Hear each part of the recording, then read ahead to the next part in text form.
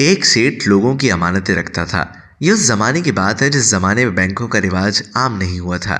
उस जमाने में जिस इंसान पर लोगों का एतमाद और यकीन होता था कि ये आदमी अमानत में खयानत नहीं करेगा, उसके पास अपनी रकम या कोई कीमती सामान रख दिया करते थे।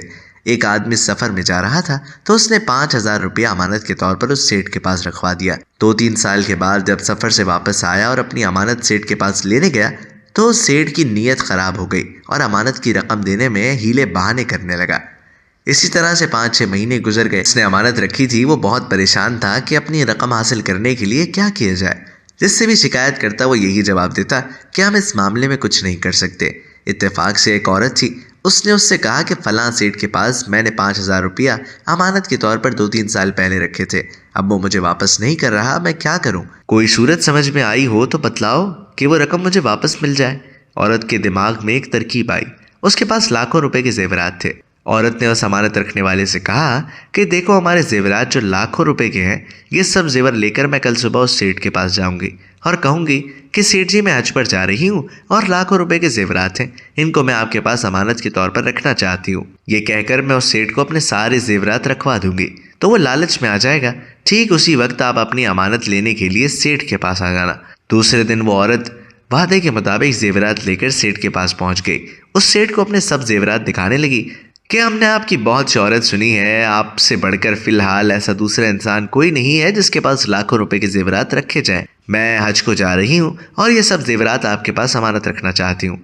लाखों रुपए के जेवरात देखकर सेठ के मुंह में पानी आ गया कि ये तो बहुत बड़ा काम हो गया।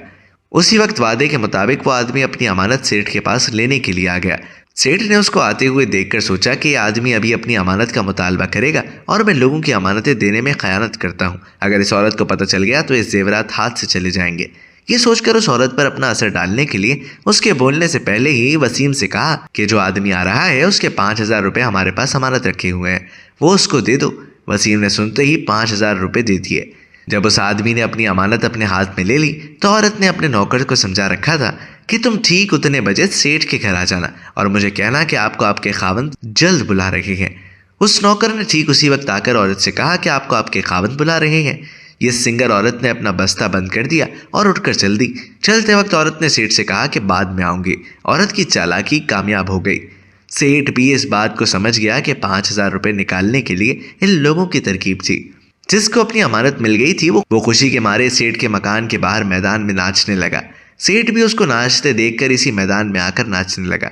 उन दोनों को नाचते हुए देखकर बहुत से लोग जमा हो गए और एक दूसरे से पूछने लगे कि इन दोनों के नाचने की क्या वजह है। जब सबको उनके नाचने की वजह मालूम हुई तो किसी ने सेठ से पूछा कि सेठ भी, इस आदमी को इस तरह के 5,000 की अमानत मिली और वो खुशी में नाच रहा है, आपके नाचने की क्या वजह है? सेठ जी ने जवाब दिया कि मुझे एक सबक सीखने को मिला कि ज्यादा रकम की लालच में आकर थोड़ी रकम किसी को वापस करना नहीं चाहिए। फायदा, अमानत का जूं का तू वापस करना वाजिब है, इसको ले लिया और वापस ना करना हराम है। इरशाद नबवी है। तर्जुमा, लिहाजा मुसलमानों को चाहिए कि अगर उनके पास कोई अमानत रखे तो उसको अदा कर दें, खयानत ना करें।